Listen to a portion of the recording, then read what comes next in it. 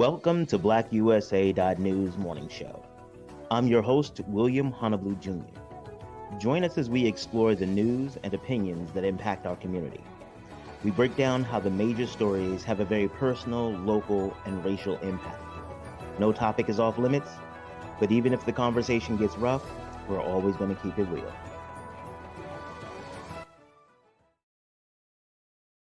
Greetings and salutations, all my people out there in internet land. I am William Honolulu Jr., and I have the privilege and honor of serving as the host of the BlackUSA.news morning show.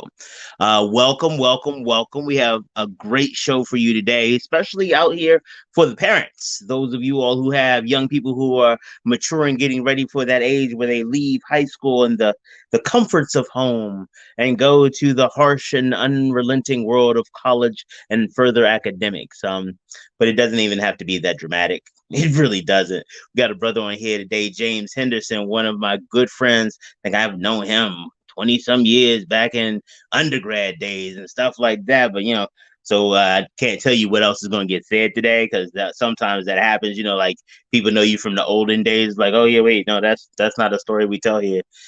Okay, if I'm gonna be honest, that normally happens with me. I'm normally the person that talks about this stuff. That's not okay. Never mind. I think he'll be good, but y'all know how it goes. You know I get excited when I'm getting ready to talk to. Okay, show notes. Oh, so I got to be professional with this one. Okay. Want to say a big shout out to the super producer Kyle Crazy Horse Morgan and our assistant producer Brandy Raymar, who do an awesome job of making sure that we have all the tools and resources we need to provide quality content to you all week long. Want to say a big shout out to some of our sponsors, Darker Than Blue Grill. Y'all know I need to go ahead and get me some more of that. Cowboy Prime Rib and Edible Arrangements. Fruit is always amazing. Always amazing. The candy is phenomenal. Comes to your house. It even gets DoorDash now. DoorDash, y'all. You can get fruit covered with candy, DoorDash to your house. My endocrinologist is not so happy that I found out about this, but what you gonna do? Like, I'm not gonna eat it? That's crazy. So if you wanted to celebrate something like your high school student, get ready to go to college, see how we tying it all back in? If you want to celebrate something, stop by the Edible Arrangements in Govins or in Randallstown or actually in Pittsburgh. They are always really engaged in the community, though, especially those. Now, I can't talk about all their locations. I'm sure they're great people, but I can talk about those 3 locations, always doing stuff and holding down the Black community. Let's see this. I Am Black Wall Street, the book by Donnie Glover. It is a wonderful piece of scholarship that goes in a different direction than people when they generally talk about Black Wall Street. Normally, when people talk about Black Wall Street, it's a focus on what it was, or like how amazing Black Wall Street was, or how horrible it was when it was destroyed. It's particularly talking about the Tulsa, Oklahoma space that was designated Black Wall Street and Greenwood in Tulsa. But what he does is takes a little bit of a different spin on it. He takes a look at how people got to Tulsa, Oklahoma.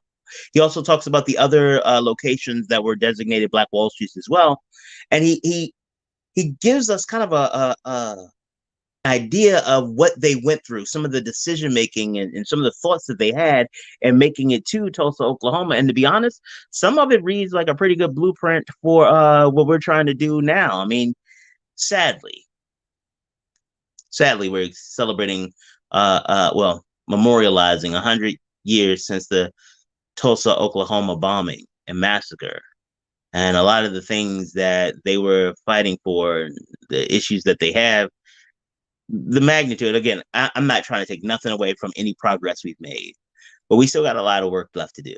And so if we can start taking an opportunity and thinking about how we come together, how do we leverage our resources? How do we stand strong, united? I don't think we're going to be able to successfully fend off the attacks from capitalism, racism, misogynoir, because we're all will be too busy fighting over things that don't matter. And real talk,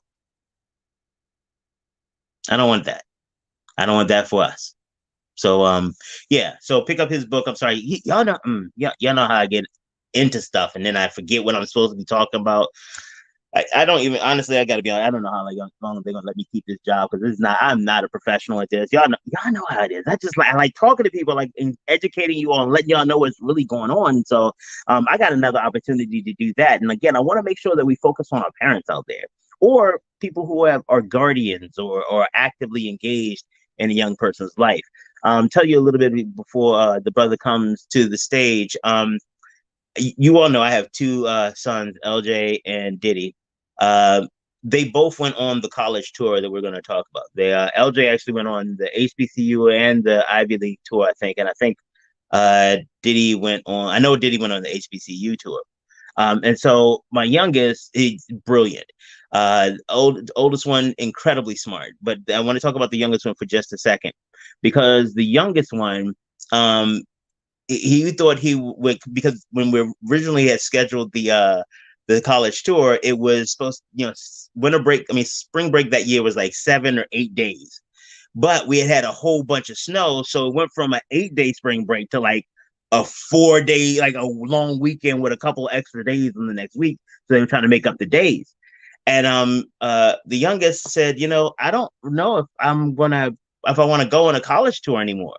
It's like, honestly, there's none of the schools that were on my list are on it. And I was just going, because I think it's important that I see about HBCUs, but none of them are on my list. And that's going to, when I get back, I'll only have 1 day of actual spring break. And I was, so, I'm struggling because at that time we had gotten divorced, and I'm really still trying to figure out what does this parenting, co-parenting kind of thing look like. And so I'm thinking I don't want to lay the hammer down. Like, well, look, people already paid money because in my day, if somebody wrote a check about anything, oh, you were going. Like, unless you like, I remember one day my head was hurting, nose was stuffed up. You know what these Bammers did? They took some of that old Dr. Watkins salve, like slathered it all on my chest and sent me out to school anyway because they had paid for the field trip. So, okay. You all know that you're part of my personal therapy journey. I apologize for that. So okay, back to the story. So he was like, I don't really want to go. So I'm like, I don't want to be, because he's maturing. I'm trying to help him learn how to make good decisions. And I don't want to just be like, hey, go, you're going to go because some people paid. And so I was like, okay, now walk me through why not. He said, well, none of the schools are on my list. And I was like, okay, so what does that mean? Well, it seems like it'll be a waste of time because I'll be going to places that I'm pretty comfortable. I'm going to be visiting places I'm pretty comfortable. I'm not going to go anyway. And I said, you're going to be a scientist, right? He was like, yeah. I said, so you realize that part of this whole thing is that you're going to do thousands of experiments that will yield no results. There are some scientists who spend their entire lives looking for something and in their careers not finding it, but building a body of work that other people can stand on and take it to the next level. I was like, so if you're not ready to do any experimentation, then maybe science ain't for you, and we need to talk more than just this college tour. And that's the thing about the kids, about us and my family. If you hit them with logic, like, we're stuck. But like, if it makes sense, we're going to go with it. So he went there and he got back. And I was concerned about when he got back because I was, because he's a great kid. So I don't want to just see him salty, like, wasting my time, blah, blah, blah. I said, so how was it? He was like, I found out where I'm going to go to college. So what happened? Where? He was like, because I'm thinking, oh, Hampton probably got him. Because, Hampton got that HBCU royalty, or Howard may have gotten him. Or he may have fell in love with his mother and his brother's alma mater, Morgan or whatever. He said North Carolina A&T. I said, whoa, whoa, whoa, whoa, whoa, whoa, whoa. We don't even know nobody down there. Why that one? He said, I don't know. He said, I got off the bus. I got on the campus. I walked around and I was like, I have to go here. This is a kid that had, okay. Yeah, he doesn't watch the show, so I can tell y'all. There was a little girl he liked in like the 6th grade. Why did he have a 6-month plan on how he was going to eventually ask her out? So like, this is what this dude does. He like not even ask her out, but like to tell her he liked her. This is how much he plans. But for him, it was like, he's like, I can't explain it. And that, and I tell that story, and I know James is back there like, do I have any time left? No, it's an hour show, bro. We good. You got time. But I just want to set the stage on why I think this is important. And let me tell you a little bit about Diddy. Diddy's SAT score was 15, 1560 or 1540. He started college with 85 AP credits. He had gotten into MIT, Carnegie Mellon, Cornell, UMBC, College Park. I'm sorry, he got in everywhere he applied to. MIT took him. And he was telling me how when he was there and he was getting to know the other kids in the honors college, and he was they were asking everybody, kind of share their stats or whatever. Everybody trying to see where everybody, we all here together, but you see where we're stratified. And he was talking about their stats. They were like, Dad, you could have got into MIT. He was like, I mean, I did. And they looked at him and they said, wait, you got into MIT and you still came here? And he said, yes, absolutely.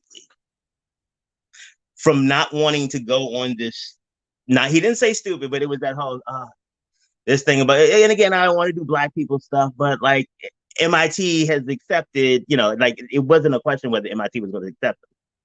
And he got on North Carolina A&T's campus and said, this is where I have to go. And he's there. He's going to graduate in 2020. Oh, you know what? Oh, I'm glad I got you on. James. Okay, well, okay, sorry. You see how I lost professionalism? Okay, I apologize. I got all excited. I just remembered I just got a brand new piece of news that I want to share with him. So, okay. All right, now I'm going to bring him on up.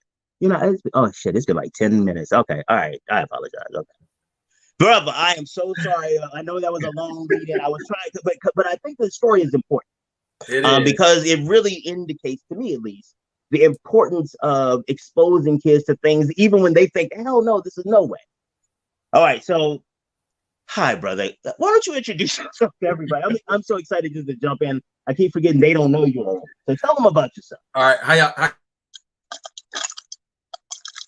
y'all doing out there? My name I originally come from Pontiac, Michigan, class of 91, high school, Pontiac Northern. I graduated from Morgan State University, class of 2000 with a business administration major. Had an internship my last semester in college. Got hired immediately after I graduated, and started right into the work world. Started in corporate America for about 9 years. I didn't like it, so I didn't like being told what to do. So I decided I wanted to start my own business. So I started an accounting and tax business. And after a while, well, I want to so this is the cool part about talking to somebody who knows you, because you notice he didn't even. Some guests are like, "What is he stopping me?" James like, "Oh no, this is the way it's gonna work." I want to anchor in.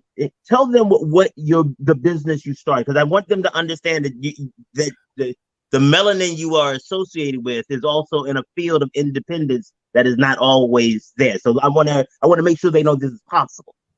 Right. So when I started in corporate America, I was working for a CPA company, and then I realized that it just hit me. Came to work one day and I was just sitting around, looking around. I was like, nah, this ain't what I want to do the rest of my life. I don't want to be told when I can go on vacation, when I can take a break. It just wasn't in my spirit. Mm-hmm. I just started typing my resignation letter.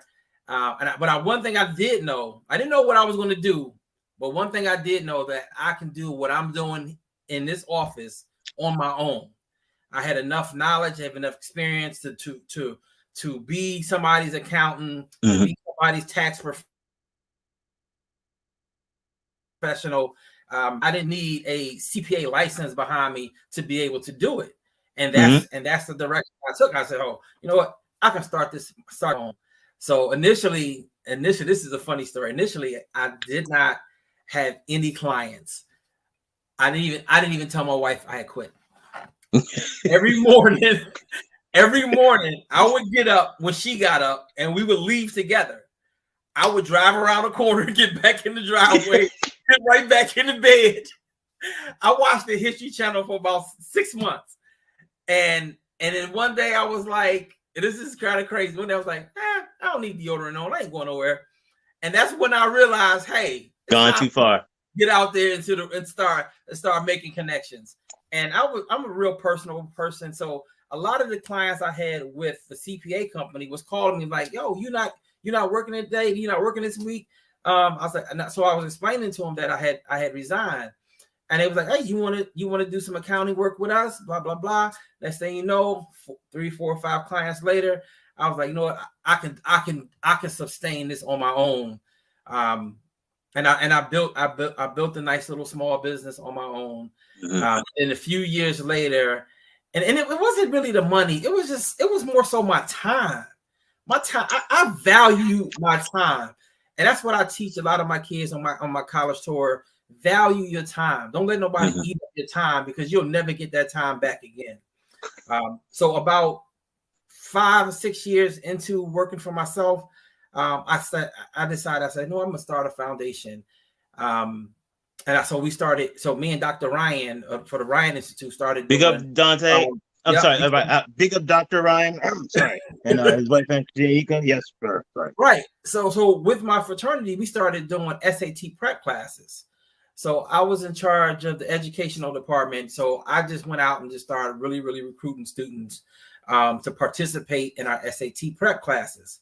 So we would have classes like every 3 months for about a month long of workshops. The very next year, it was around the time my son was starting to look at colleges. So I ended up just putting together a college tour, and the Ivy Leagues came into place because he was looking at Harvard and looking at Yale. So we started to just pull colleges together that he wanted to look at. And next thing you know, he invited a few of his friends. They invited a few of their friends. Next thing you know, I'm asking a fraternity, hey, we need to do a college tour. So we started doing college tours to the Ivy League colleges and to the HBCU colleges. One of the biggest differences between the two, so I've been doing it since 2015. One of the biggest differences between the two colleges, I think the Ivy League colleges has more resources. Oh yeah, their resources are just. It's hard to explain the level of resources that they have compared to the HBCU schools. I had a student on a tour at Harvard take us up into one of his buildings, and on the top of the building was this huge telescope, and we can look into space. He had access to it. Oh, so like I'm a student leader, and I can just go up here. Right. Wow. So to me, those type of resources are just unmatched when you compare it to the HBCU schools.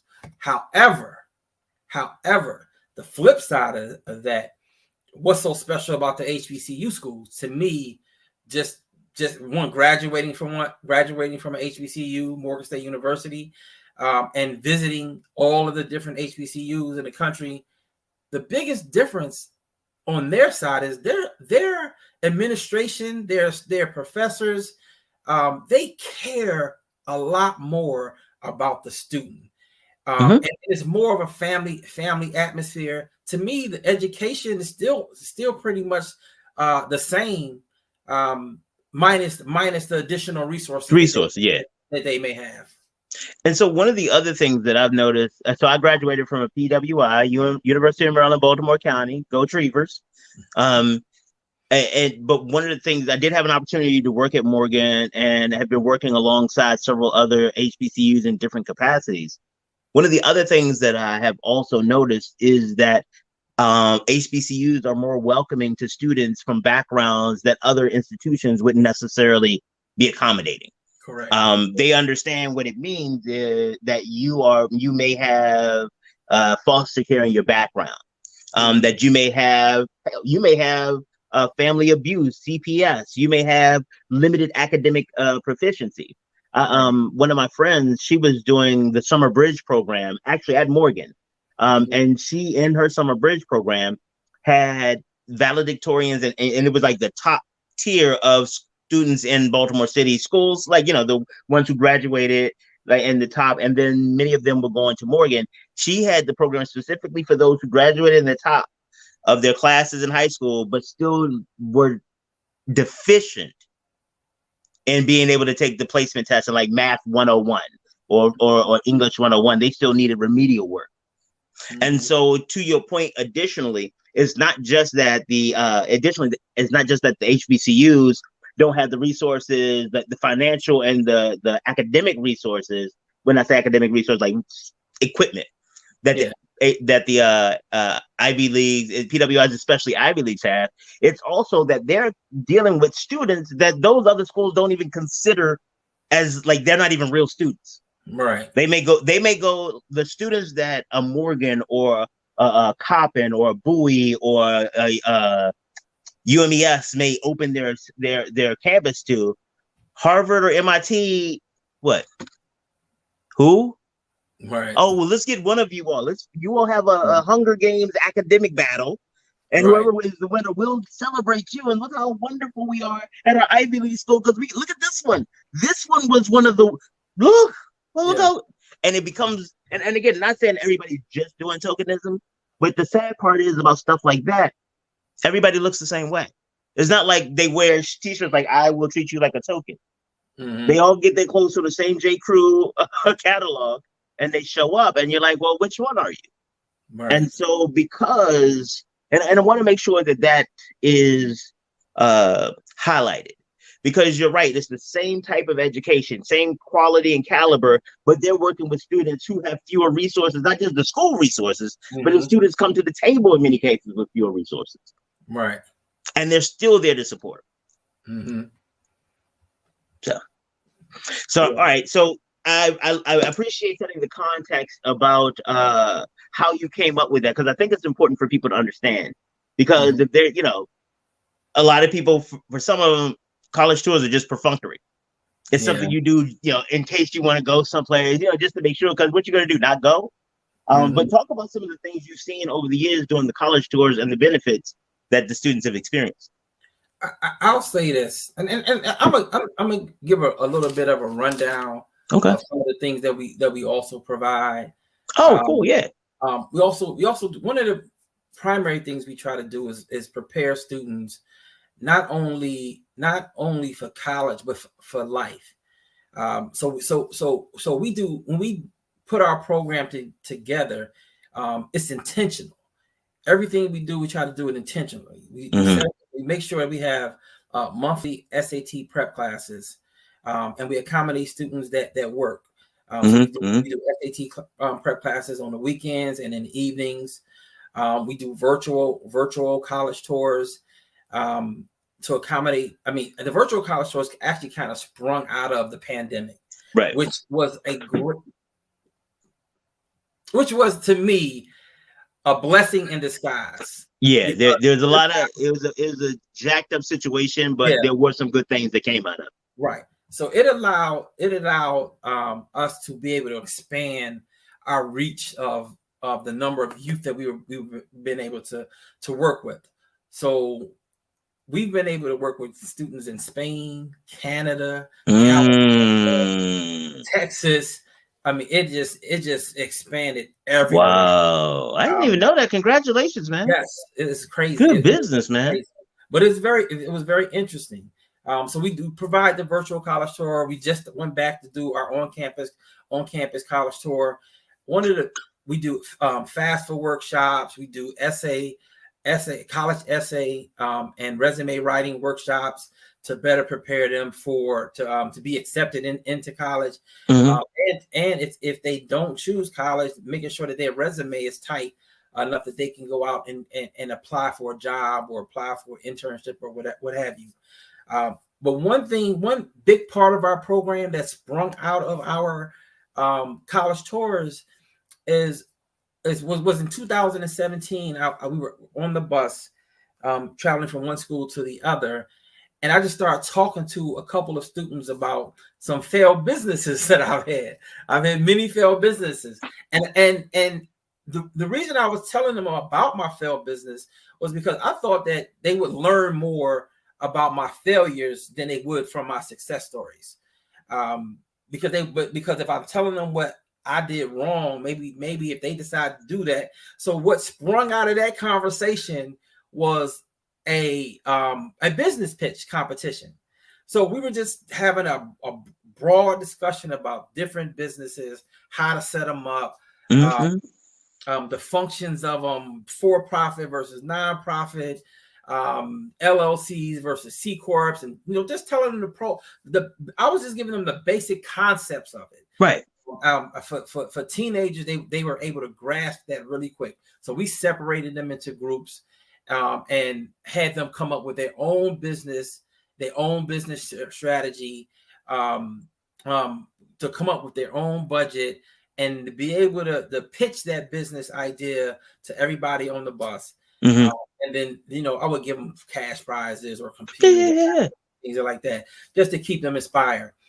From that, launched my entrepreneurship program in Baltimore City.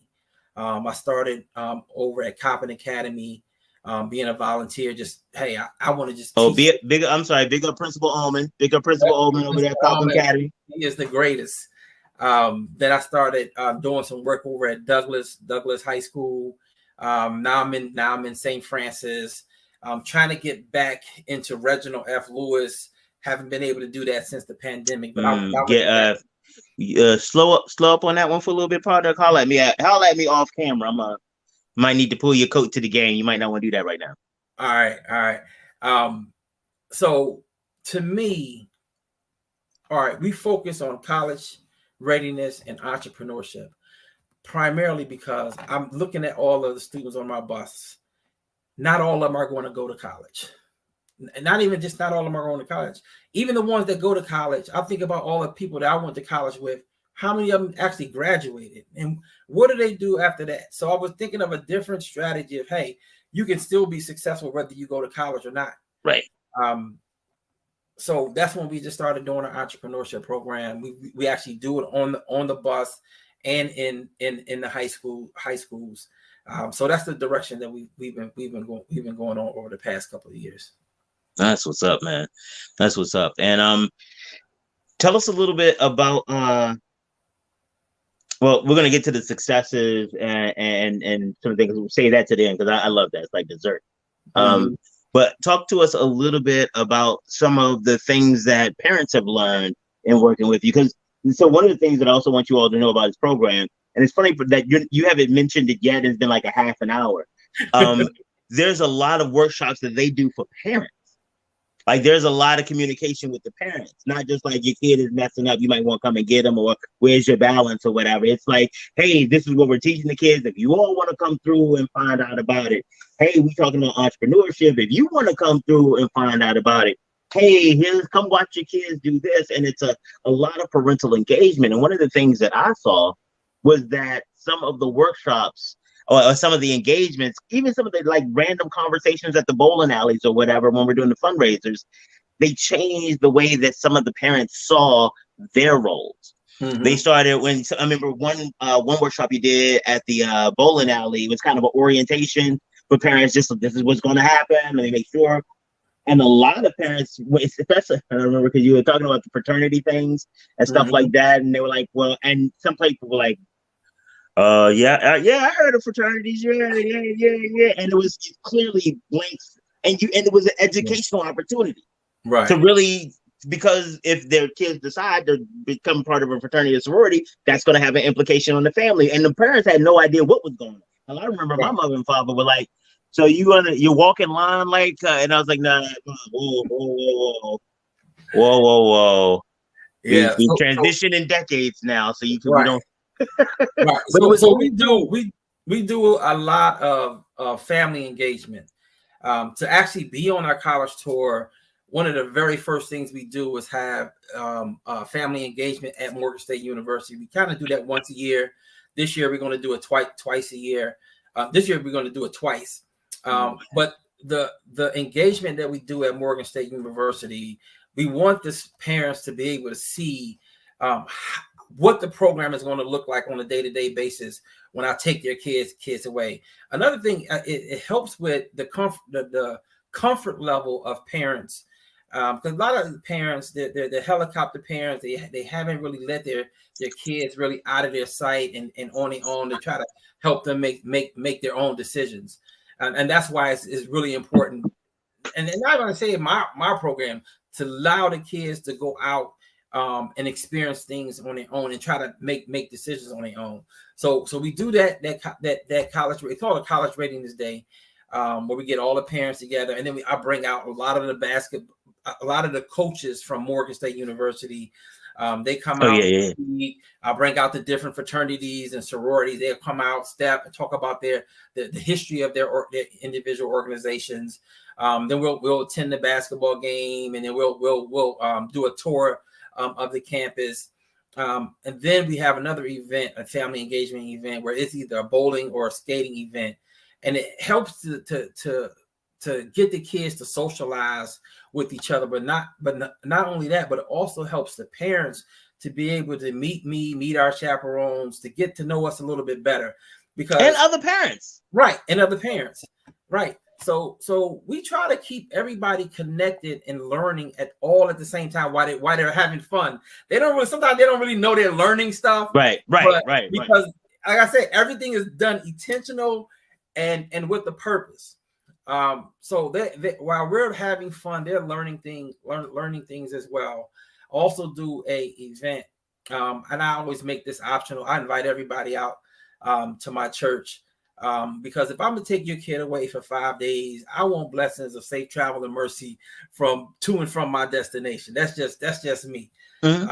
So that's some of the things that we do. Now, we do quite a few things on the tour to keep the students engaged. Now, I'm not sure if anybody on here that's listening has ever took a group of teenagers away, but they're not the same teenagers that you have in your house. They're just not. They're going to do their best to try to sneak out the room, sneak into the girls' rooms or sneak into the boys' rooms, or they're going to listen to dirty music with a bunch of cursing in it. That's just what they do. I was a teenager. That's when my mom and parents wasn't around. That's what I listened to. I like listening to the Ghetto Boys. My mom was always playing tricks on me. I like listening to NWA. That was just me, but that was just our music. And the same thing with them. That's their music. My job and my chaperone's job is to catch them and make sure that they understand the repercussions of their actions and how it could not only affect them, but affect everybody else on the tour. So while we're on the tour, I'm talking about this year, because I implemented a program, because I have a lot of programs on my tour to eliminate their free time. Mm-hmm. So one of the programs I implemented was I call it the Heels Day. So I noticed that every year I've been teaching the men how to tie ties, which is important. Mm-hmm. A lot of them don't know how to tie a half Wisner or a full Wisner. So we teach them that, but I also show the young ladies that as well. Because I always tell them I'm a married man, but nothing is more beautiful than when my wife fixes my tie or when she picks the right tie out for me. I love it. That's why I show the women how to tie ties. But this year we also added teaching the women how to walk in heels, how to walk professionally in heels, because they're going to be at that age where it's time for them to go out for job interviews. Like if you're applying for the Ivy Leagues, you're going to get interviewed. So being able to walk in heels is important. And when it's time for graduation, nobody, you know how you see them when they walk. What do they call it? Looking like a baby giraffe. So we added that to our program. That's really cool. One of the bigger parts is one of the things that I like the most is our elevator pitch competition. Mm-hmm. We teach kids how to be able to sell themselves in a matter of 30 seconds to a minute. That is crucial to the rest of their lives. No matter what happens in life, just like today, William was like, one of the very first questions he asked me was, tell me something about your program. It's no different. I just gave him my elevator pitch. Right. Yeah. So that's what we teach the kids, and that's what they when they come home, they know how to sell themselves. They know a lot of things about themselves, and we always start with a basic construct of what an elevator pitch is. So we say, make sure the very first thing you want to tell them your full name, and make sure you say it strongly. Tell them what high school you go to, what grade you in, what your GPA is. If you don't have a favorable GPA, say I'm an aspiring 4.0 student.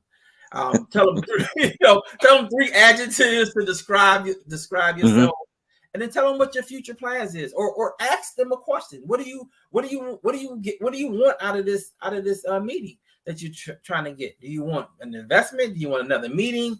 What do you want? Ask that. They every year, man, the kids do an excellent job at it. And every year I post all the videos of them working on it and the finishing product. Okay, so wait, real quick, I just want to know because so one of the things that I was happy to have you here because I was looking at some of your stuff on Facebook and my little download finger said, no, you got to ask them first. Yeah, you got to ask them first. So can we use it and air it in this show? Oh, sure. Oh, cool. Because I really want because again, like when I tell you this, the work that you've done with the kids, and people don't understand how them just feeling comfortable will change how they engage college, period. It is amazing just that level of comfort. Like, oh, I know something other people don't. I've already been here. Oh, let me show you where the cafeteria is. Right. It sounds so petty, so minuscule, but all of a sudden you got swag because you know where the caf is first. Yeah. And oh no, don't go that way. Come on, go this way. Right. It's so funny because but you like you know what I'm talking about, like that, to know something, to be in the middle of all your periods, to be like that, and that's one of the benefits of the college tour. That is one of the benefits of all of this engagement beforehand, because it literally can change the entire trajectory of their college career. It's different showing up than, oh, James, yeah, remember me from the first day, as opposed to, oh my God, I don't know nobody here. Right. And nobody's going to talk to me. Oh my God. Not even the same experience. I eliminate that question right there, that whole statement, because from the time that the door closes, we start programming with a program called You Know Me, I Know You, You Know Me. So soon as that door closes, I send the kids, we all in a group chat, I send them a list of questions, about 4 questions and an open-ended question and a tell me a secret about you. So everybody is sitting next to each other. So everybody got these questions. So now they got to ask the person right next to them, and they got to ask the they got to switch. So every 3 minutes from the time we get from our Baltimore location, our first stop is always Bowie. That's about an hour, 45 minutes to an hour. They're switching every 3 minutes, asking every single person on the bus. So by the time we get to Howard or Norfolk, they have met 45 different people that's been on the bus and been on the tour, and now everybody is a lot more comfortable, a lot more familiar with each other.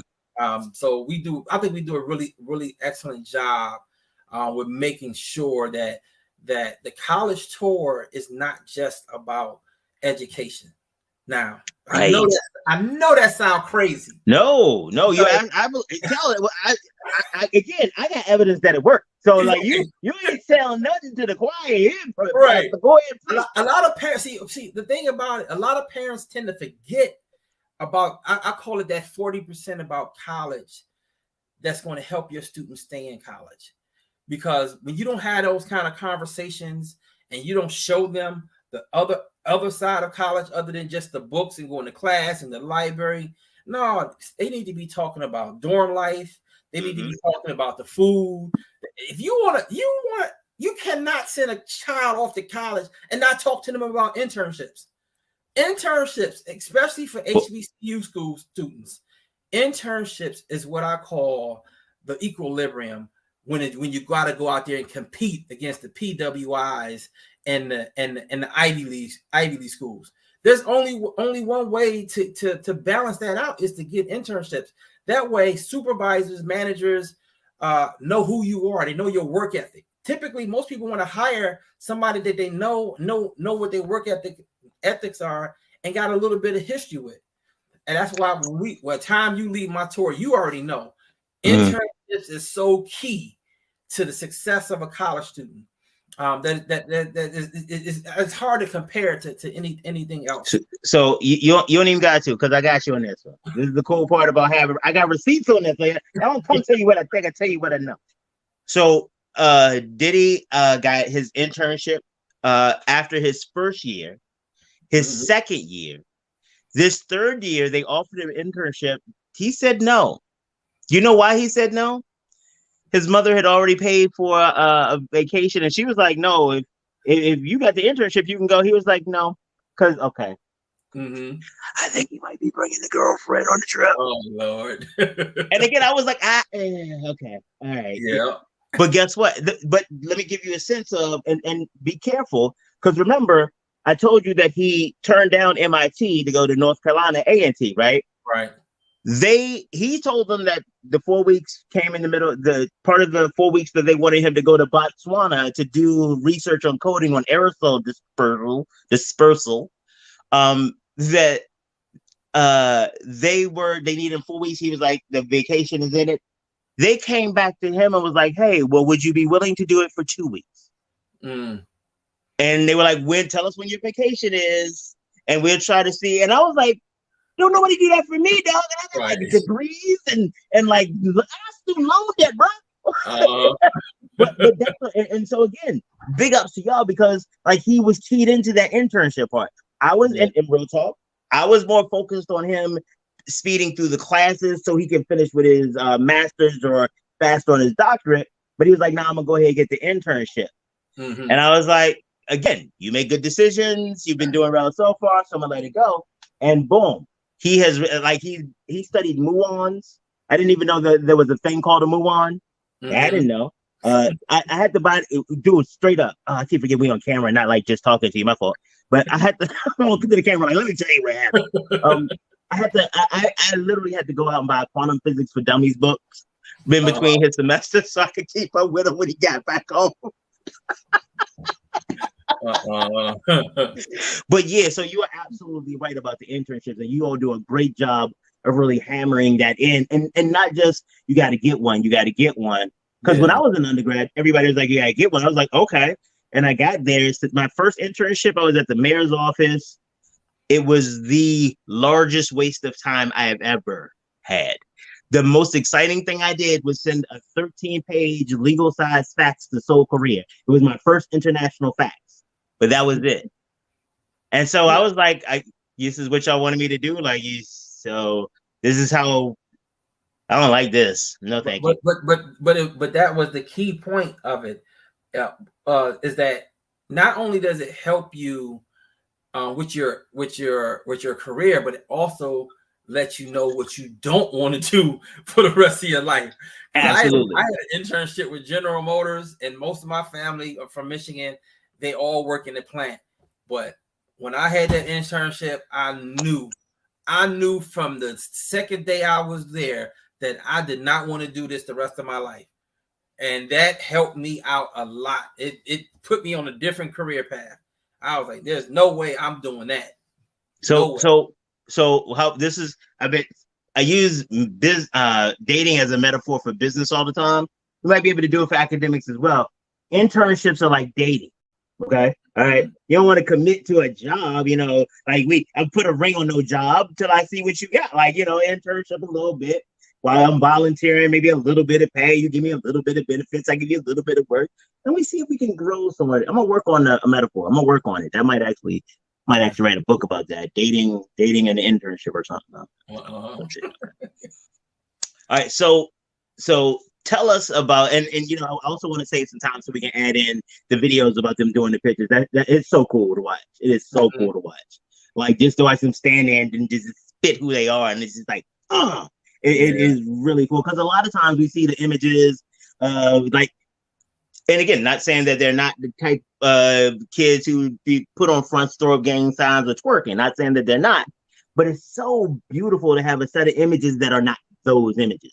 Right. Because even if that's something you do, because I got habits and proclivities. Okay, I'm not taking pictures of them for you, but it is. But those are the types of images we see when people are talking about Black kids, especially that age, that demographic, Tatianas and thug life and da da da da da. And it's like to see 40 kids just like I'm trying to get my education. Like whatever.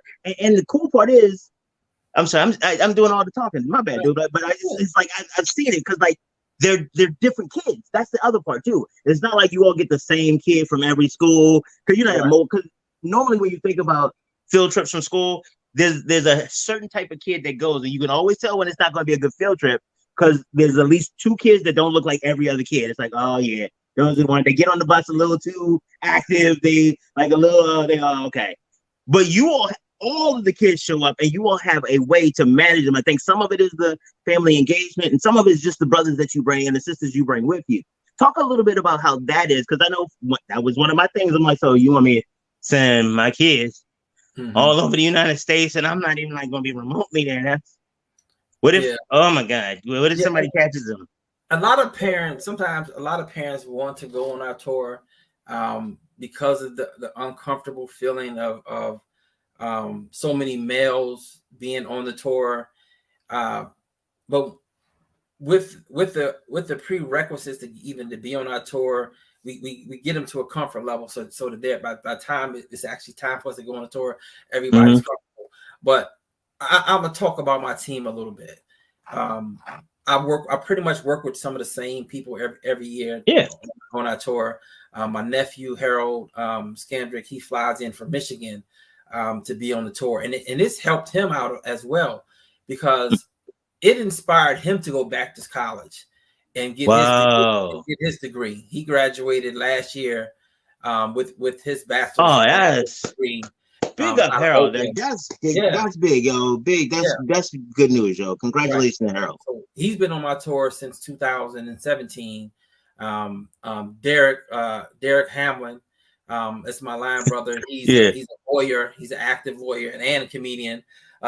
He wears a couple of hats, but he's my lawyer. He's been on the tour since 2018. And then we had I added a chaperone and business partner, Nick Miles.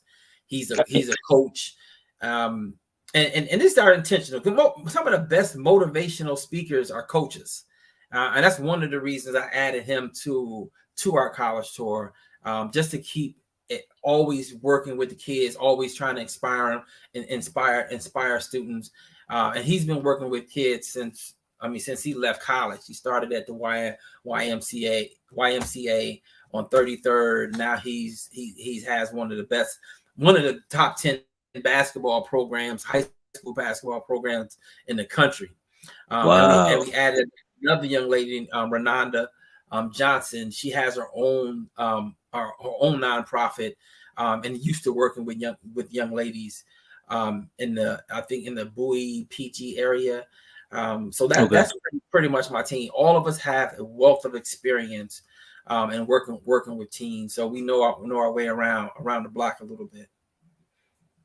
All right, that's what's up. And honestly, I know just about everybody you mentioned there, and they're all top quality people. And what's more, not just that they're top quality in the level of their competence, like their technical ability, professionally or whatever, but they actually give a damn about what they're doing. This isn't just like, let me just show up. And because again, I don't know if you all have ever been on a trip with a bunch of kids. I would not go on the college tour. And again, I was asked, no, thank you at all. Now, I don't like going on vacation with my kids because it's like there's so much stuff to think about, worry about. Can I get no? But you all do it every year, and it's volunteer. And these are brothers and sisters that are really trying to make sure that these kids have an opportunity to transform their lives and really not have to deal with a lot of the stuff that many of us still have to deal with. You know what I mean? It's the talented tenth taking it to the place that it should be. And the kids, you have to be on the tour just to see the change in their eyes and to see the moment that they find. Like, I can tell, because I'm always looking at them at body language. I can tell when they found their school. When I was at Morgan, let me see, when I went to a PWI before I got to Morgan, Northeastern Christian Junior College out in Pennsylvania. And I got to Morgan. I just filled out an application. They sent me an acceptance letter, and I just drove up to Morgan. I knew one person at Morgan at the time, and he lived in Baltimore. And that's all he talked about was Morgan. So when I got up here, I kind of parked off of I think that was Hillen, and then walked up behind where the old Sofer Library was. And when I passed the library, this is when registration used to be in McKeldin Center, right on the bridge. So I passed the library, and I look to my left, and I just see a sea of Black people, and it stopped me in my tracks. I literally just stopped for like 5 minutes and was like, "This is amazing." That's when I knew this is my home, and that's what I look at, and that's what I see when I see a lot of the kids when they finally make the sense. A lot of times when they come up to me and tell me, I already know. I already know which school you want to. I already know which school you decided on, because it's just a feeling of this is my home. Not like, hey, this is a building I'm trying to get a degree from. No, this is my home, and that's how I felt when I got to Morgan. Yeah, that's exactly the way Diddy described it. He was like, I have to go here. There's and it was so funny because up until that point, it was like, I guess it depends on who's going to give us the most money. I guess it depends. And it's like, the thing that because he went on the Ivy League tour with you before he went on the HBCU tour with you. Yeah. So when he had gone on the Ivy League tour, he got to the buildings at MIT, and he was like, Dad, I just walked around and the buildings look like sadness. Like they just look old and like nobody really cared about anything. I was like, damn, I didn't. When he was at, it wasn't Hampton. It was, and it was, again, very particular. And he has flourished, not just as a student, as a scientist, but as a man. And as a dad, I am really proud of how he has shown up there. And again, literally was trying to get out of going on the whole trip so he could sit around and play Yu-Gi-Oh all week on spring break. Like, and that's why I want to make sure that I want to tell that story in particular, because I want people to understand, like, it would have been easy, honestly. Well, we want to have some real talk. It would have been easier, honestly, back then, especially because my wife and I, we were exes by that point, and she had spent the money. So, the little petty part of me was like, I mean, all right. But that decision could have gone either way. And that the fact that he went literally has changed the trajectory of my family's life. So now let's tell them how they can get with the college tour. Because guess what? It's not just he got a bus for you. He got some virtual stuff. He got classes. He got stuff. So how can they get in contact with you? How can they make sure that they stay in contact with MTM? All right. You want to reach MTM Foundation, check us out on our website, www.mtmcollegetours.org. Or you can call me 443-768-6939. Come on, dude. Stop playing. It's on video. Say it slow. These people, they try to pull out a pen while you talking. All right. Write it down now. mtmcollegetours.org. Or you can also call me at 443-768-6939. Cool. Because again, I'm trying to make sure you ain't missing no money on these streets. I ain't trying to have that. Like, I would have called him, but I thought I didn't catch that last number. No, sir. Y'all need to call him. Our next college tour is going to be August the 22nd through the 26th. We're also going to be having a summer program, entrepreneurship programs called the CEO Club. It's going to be virtual. It's going to start July the 5th. It's going to end August the 23rd. No, I'm sorry. August the 19th. So okay. July the 5th to August the 19th is going to be virtual. At the end of our CEO Club is going to be our business pitch competition. We're going to be giving out over $1,000 in prizes. I think the last time I had a bunch of investors that came on, friends that own businesses, and we gave out over $5,000 outside of the $1,000 prize that I give to the first place prize winner.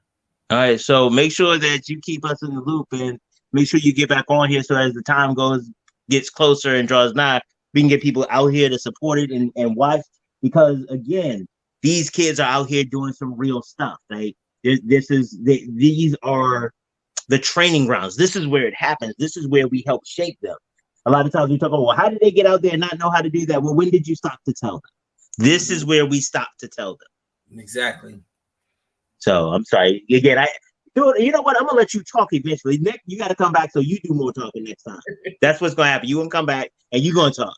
Hey, it's a collaboration of shared experiences, because you've gone through it and you listen to your son tell you the stories of how great of an experience he's had. And it's just and I'm sorry, real quick. I'm talking about one son, but both of them had an amazing time. Actually, that's what actually got LJ to end up coming back to Morgan after he left Temple. Okay. Because he was like, he went to Morgan in college. Because before, I mean, we lived right around the corner. He was like, I'm not going there. I'm not going there. And then after the college, he was like, I mean, it's not that bad. Until you see what's so great about it. That's what's going to make you change your mind. And we try to do our best to show you, not only show you the great parts of it, but to show you the negative and bad parts of it as well. Right. So you can make a good decision. Right. Because it's hard. To me, it's hard to make a decision when all you hear is the best things about a university. And that's one thing that is so different from us. Like a lot of times I don't even allow the university to give my tours.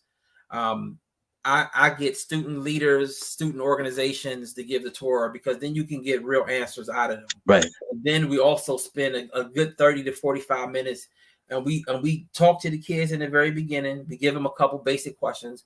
Now go find a student and ask them the question. And then usually by the third or fourth school, now they figured it out. Now they're asking their own questions, like what do they want to know about this university that's going to help them decide whether or not this is going to be a good fit. But wait, there's a skill development activity right in there as well. It is the opportunity to get to know people. It is the training ground to do that, and not just do it on one of the college campuses that you might be going to with college students, but still in the safety and security of this college. Sure, it is a practice and socialization in college. I mean, hell, that's actually part of the model of many of the first year experience programs. Good business, bro. Sometimes it's not about what you know, it's who you know, and it teaches them that from the beginning. You got to be able to network from day one. And I'm gonna share this last story with you. Okay. Because this is amazing about networking and just talking to people. Because when I put them on these tours, they meet a lot of. We was at Norfolk. This is a different story. We was at Norfolk, and I introduced them to a gentleman that started out as a recruiter. Now he is the connect for scholarships. He's the one that give out the money, and I bring him to the students. I'm like, hey, whenever you meet some people, you got to make sure you understand how to introduce yourself, how to get their contact information, how to follow up. I'm telling the students, this is the connect. If you need to connect with this scholarship, you can't go beyond him. You can't even go to the president of the university to get the scholarship. He is the only person that you can get it from. So make sure that when you before you leave here, you got his information. You send him an email. You communicate back and forth. That leads me back to my story to Columbia University. One of my frat brothers, his name is Daniel. He's from Africa, but he's been living in the United States for over 20 years. He graduated from Columbia. Now he told me this story when he was a junior. He was telling me about this story when he was a junior, but also the story continued until he graduated. So he got invited to an event that was meant for upperclassmen only. I mean graduate students only. So one of his frat brothers, snuck him into this little cocktail happy hour type event that was going on campus with a bunch of billionaires and millionaires. Because Columbia, they got back them extra resources. So they're commingling, and he's just at the bar, and this young lady came up to him, and they just started talking. He didn't know who she was. He was just sharing his information about his experience at Columbia.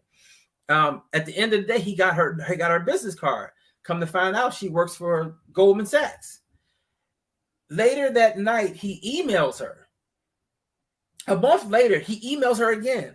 And they just started this communication back and forth about how he's doing in school. At the end of his junior year, she emails him. It's like, what are you doing this summer?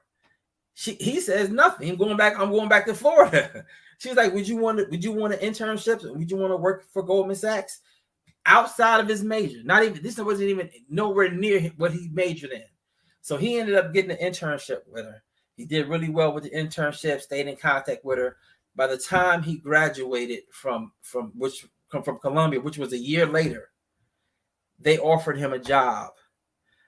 making $145,000 a year. He took the job. You don't come out of college making $145,000 a year. You just don't. You just don't. But that's because somebody put him on game. Yeah. And that's what is that's why, you know, that's part of why I try to get the kids when we're on the campus to talk to people, get their email address, get their business card, follow up. You never know what resources you're going to need or have in the future. Good business, man. But I think honestly, that's a great place to leave on today. I was like, you just dropped knowledge. It's like you timed it just to get out right there. We are. Brother, thank you so much for being here, man. I am so grateful. And I'm looking forward to the next time, and keep us updated on the tours and all the rest of the stuff that you're doing.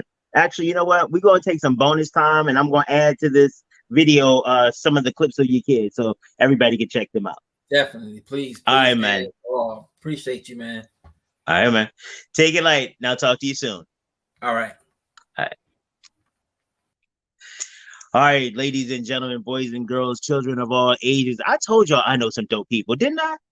Y'all don't even understand the level of dopeness. Like heroin, crack, all that. It's like crystal meth.